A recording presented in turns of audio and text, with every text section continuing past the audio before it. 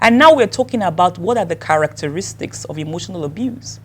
Do you have a friend or someone that is close to you that always threatens you and tells you, if you don't do this, you're in trouble, or if you don't do this, this is going to happen? Threats, consistent threats, is a form of emotional abuse. The person is trying to manipulate you or control you into doing what they want using force. If you have a friend or you're in a relationship with someone that is always threatening you, realize that that's a form of emotional abuse. What about if you know somebody that is always monitoring what you do? The person always wants to know where you are. If you're going to work, the person wants to know where you are every minute of the day. Some people will say, oh, that he's doing that because he loves me, or she's doing that because she loves me. But I'm here to tell you that if the person consistently monitors every of your movements, it's not a healthy kind of relationship. They want to know where you are all the time. If you're in the office, they'll say, okay, take a picture of your office, let me see. If you say I'm in the market, say, okay, take a picture of the market, let me see. That is not a healthy relationship. Or do they spy on you? They want to see what is going on in your phone. They want to check your emails. They want to have your password, the password to all your, social media handles. They want to see who is calling you. They want the password of your phone.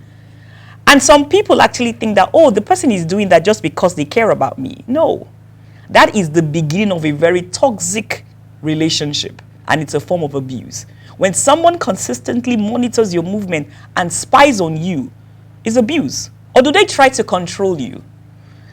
Are you in a relationship where someone is trying to control what you wear, how you talk, who are your friends, where you go? And they say, I'm doing that because I care about you. If you care about somebody, you should care about the fact that they have the liberty to do what they want to do. So you cannot control them as if they are toddlers or they are little children. If you're in a relationship with an adult, that adult has the right to decide certain things for themselves. But if you want to decide for them everything they do, that is abuse. And if you're in a relationship where someone is trying to control everything you do, another form of emotional abuse is making all the decisions for your partner. So let me talk about this in the context of marriage. Maybe you're married to someone and the person tells you how you should spend your money. They make all the decisions for you. They will tell you that this is the job you should work. This is where you should work. These are who your friends should be. They make all your decisions for you. That's emotional abuse. I understand the fact that when you're in a relationship, especially in the context of marriage, your spouse has the opportunity and the right to take some decisions with you. However, if they do not allow you to take any of those decisions yourself, that is abuse. Unrealistic expectations is a form of emotional abuse. Maybe someone wants you to look a particular way because they have gone to social media and they have seen that this is how a guy should look, or this is how a girl should look, and they tell you, well, why don't you look like that? That is an unrealistic expectation. They want you to achieve certain things and they want you to achieve it fast. They want you to look a certain way. And they are angry when you don't do it. They are upset when you don't look like that. They want you to be like like other people that they know. And they set unrealistic expectations on you. And when you don't meet those expectations, they get angry. But why are they angry? You're human and you're you. You can only be you. So you need to be in a relationship with someone that accepts that you are you.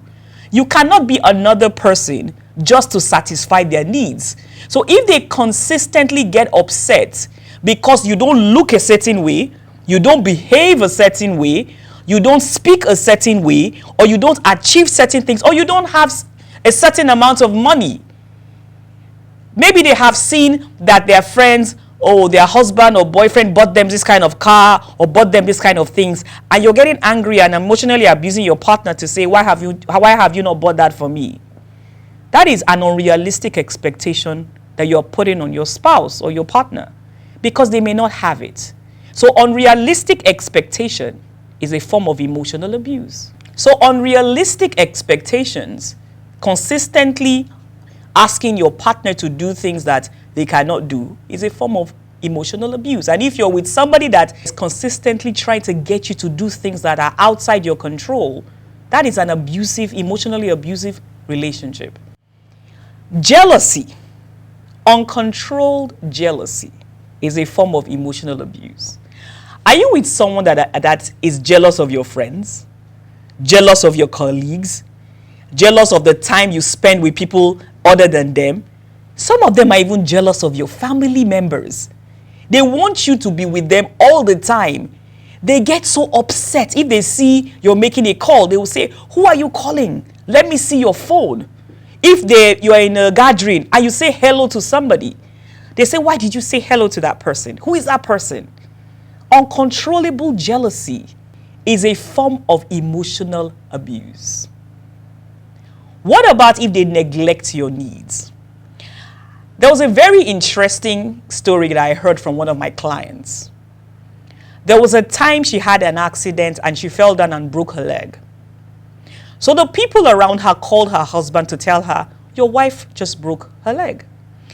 And he started shouting from the phone that, "Is she a fool? Is she a child? Can't she see where she's going? How can she break her leg?"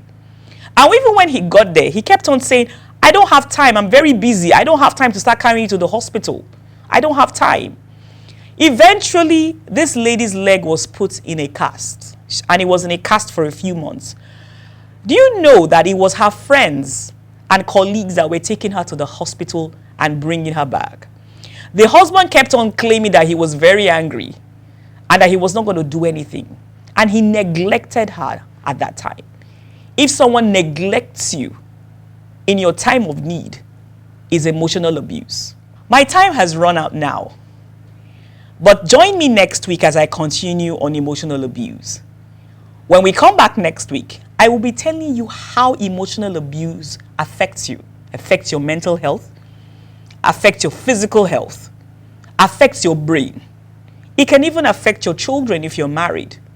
And then I'll be giving you tips on how to handle yourself and heal from emotional abuse.